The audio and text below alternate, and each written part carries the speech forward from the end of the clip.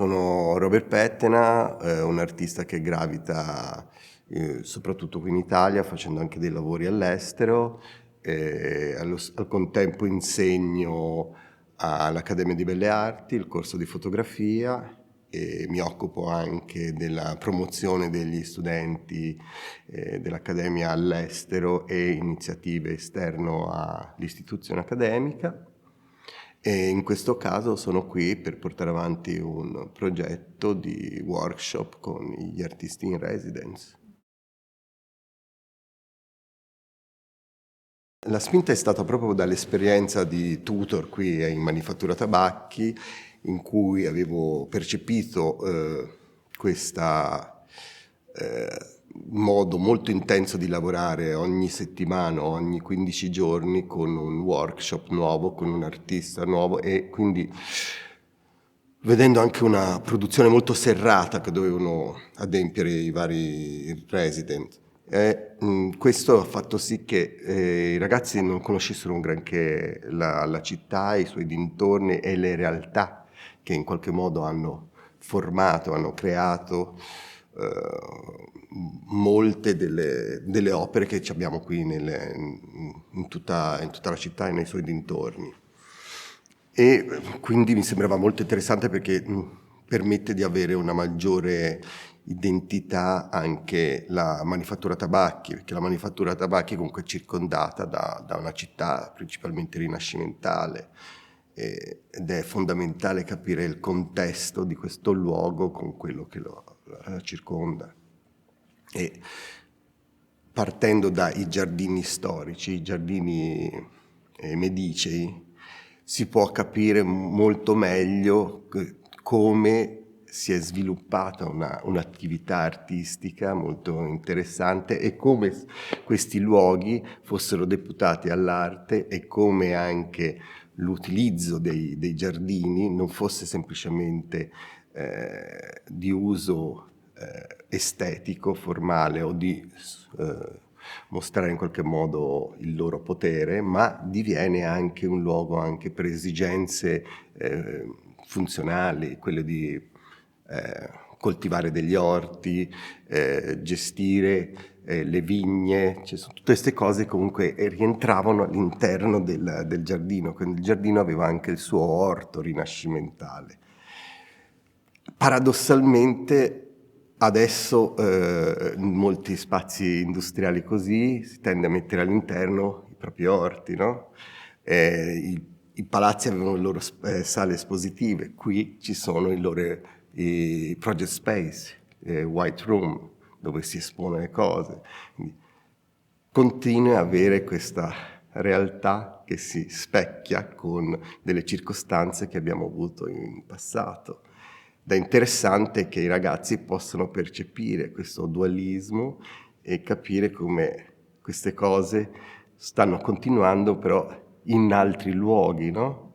E gli spazi espositivi precedenti sono diventati invece degli spazi museali e quindi tendenzialmente hanno perso quella impronta e quella novità che c'era nel campo della ricerca artistica, invece è stata trasferita dove?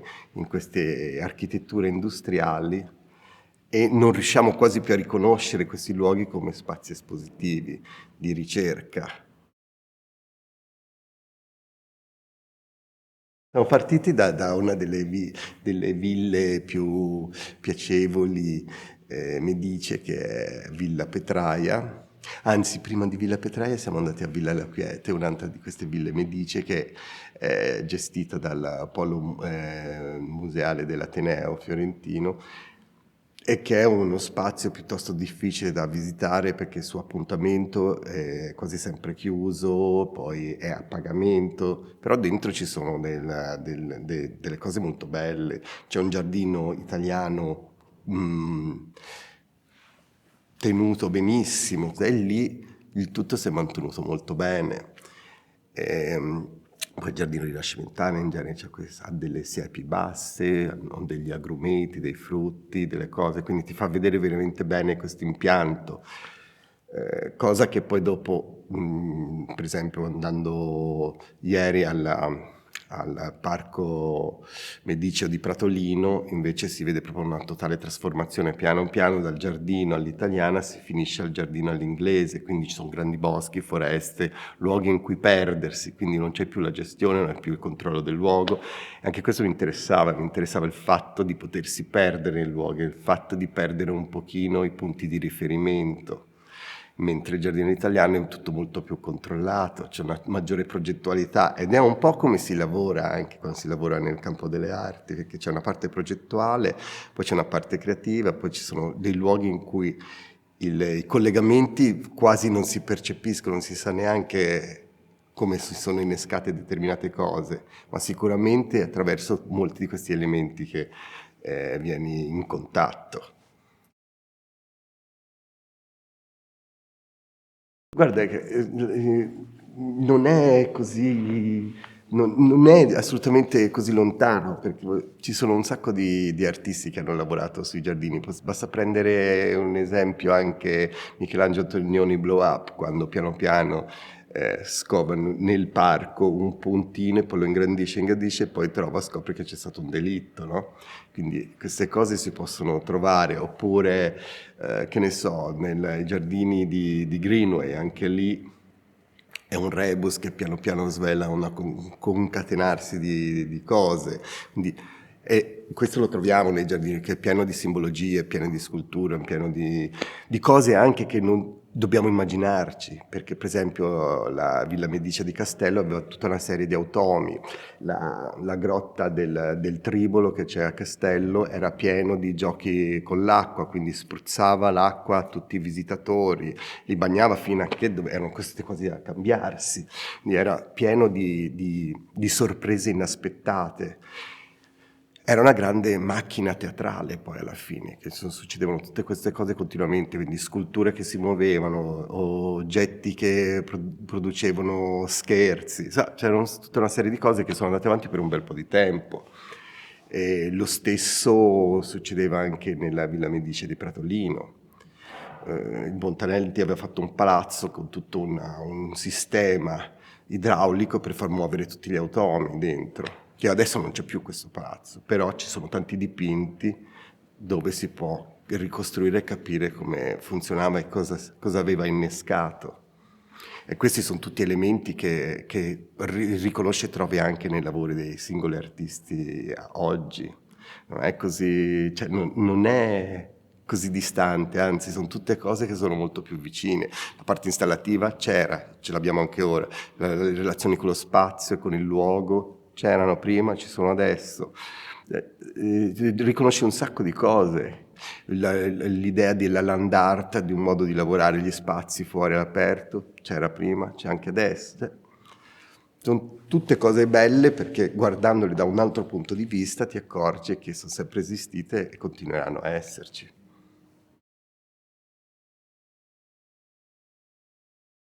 E poi vabbè c'è una condizione temporale anche divertente perché comunque i giardini o i luoghi deputati all'arte sono dei luoghi che hanno una temporalità in sospensione, sono in qualche modo riconosciuti quasi come dei non luoghi, no? Perché sono a sé stanti rispetto al tran tran quotidiano, a tutta una realtà che è fuori da questi giardini, fuori da questi spazi, quindi è una meraviglia, come si può dire, è una condizione che è diversa dall'altro. E questo lo percepisci molto forte e ti permette, l'ho chiamata anche una camera di decompressione proprio per quello, perché nel camminare, attraversare questi luoghi, piano piano ti riesci a sganciare da tutte delle incombenze, da tutti degli impegni, da determinate cose che spesso ti allontanano da una possibile progettualità.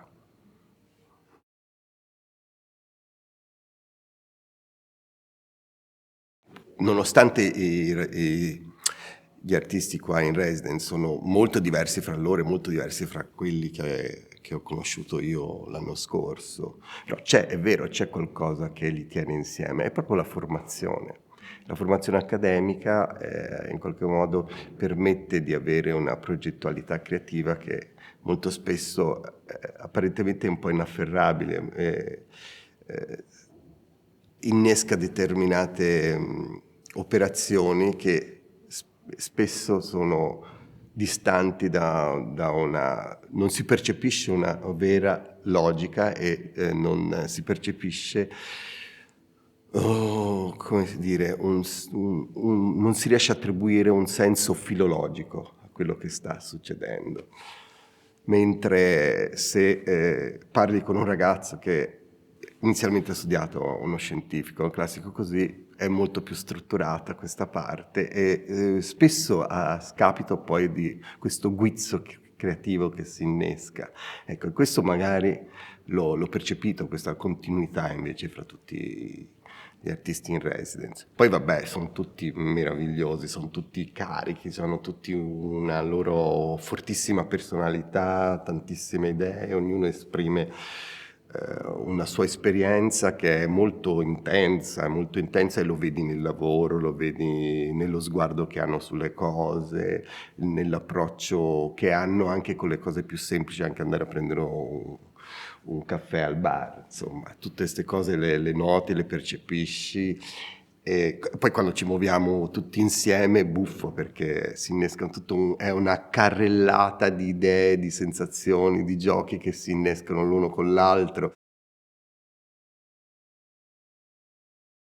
Si può essere cattivissimi. Allora, se fai delle scuole tipo San Martin, Goldsmith, così, anche se non hai delle grandi capacità, ma sei sveglio, fai l'artista, perché c'hai il pedigree. E quindi purtroppo questa cosa un po' classista esiste ancora. In realtà l'artista non dovrebbe necessariamente avere delle qualità o delle qualità che ha appreso, possono contribuire, possono aiutare, ma comunque uno quando lavora nell'attività artistica non è una cosa che si è imposta, è una cosa che non può farne a meno di fare. E poi può essere famoso, può non essere famoso, non è importante, può essere un artista, però quello di fare un'attività che ti può permettere di vivere dignitosamente, benissimo, ma non è che ci sia la pietra filosofale o ci sia un sistema. Ci sono alcuni sistemi, ma sono anche dei sistemi anche visti da un certo punto di vista, sono anche un pochino ingiusti. Sono anche ingiusti perché puoi trovare anche degli artisti molto bravi, molto capaci, però non hanno fatto determinate scuole e quindi non hanno le porte aperte nel sistema dell'arte e del mercato dell'arte. E quindi per farlo devono fare molta più fatica, devono fare mostre, devono conoscere tutto un sistema e anche questo sistema si apre più lentamente, quindi è molto più faticoso e devi perseverare molto di più. Ma poi ti posso dire un'altra cosa, cioè ti posso raccontare quest'altra storia dove c'era Giancarlo Cauteruccio, con cui io quando avevo finito gli studi dell'Accademia, poi dopo avevo fatto questa esperienza con lui e in questa esperienza molto intensa di teatro sperimentale lì a Scandicci. Ogni tanto lo incontravo al bar anche ultimamente. A Sant'Ambrogio mi faceva Giancarlo, ma che stai a insegnare agli studenti? Ma che stai a... Non si diventa mica artisti andando all'accademia o ad architettura. L'artista sei o non lo sei? Esatto, anche quello, che poi anche il sistema di valutazione delle cose si riesce a sdoganare delle cose perché ci sono dei saggi dell'arte che definiscono che queste cose rientrano in una lettura apprezzata e riconosciuta, mentre altre no, poi magari quelle altre verranno sdoganate in un altro momento, oppure mai, non si sa, ma questo lo dice, ci sono molte cose che vengono definite a priori, no? Poi ci possono essere delle novità, delle cose che sono interessanti, uno è sensibile, capisce questa cosa e dice cavolo, questa cosa è piuttosto interessante, cerchiamo di favorirla, stimolarla, però anche certe volte sono cose che sono un po' troppo avanti rispetto a quello che il pubblico è in grado di leggere, di interpretare, di fruire e quindi è molto più in difficoltà l'artista o anche un potenziale curatore che si lancia in determinate avventure. Quindi insomma, anche qui ci sono dei punti che poi sono penetrabili, altri punti non sono penetrabili. In Italia, per esempio, tante cose sono diventate molto meno penetrabili di un tempo. Se tu sei un artista tedesco che sei un matto come un cavallo, tira fuori delle cose super interessanti così, magari lì hai la possibilità, c'hai qualcuno che ti finanzia, che ti sostiene, no? Mentre qui in Italia ci vanno col piede di piombo, perché non vogliono rischiare, che poi non vengono sostenuti dal sistema del mercato dell'arte e quindi non vengono promosse così tanto, al che nascono tantissime associazioni culturali di giovanissimi artisti i quali lavorano con project space indipendenti e cominciano a progettare e a lavorare indipendentemente dalle attività istituzionali, le quali tendono a non promuovere queste cose perché non vogliono assolutamente rischiare, perché non c'è una circolazione di denaro come ci sono in altri paesi europei.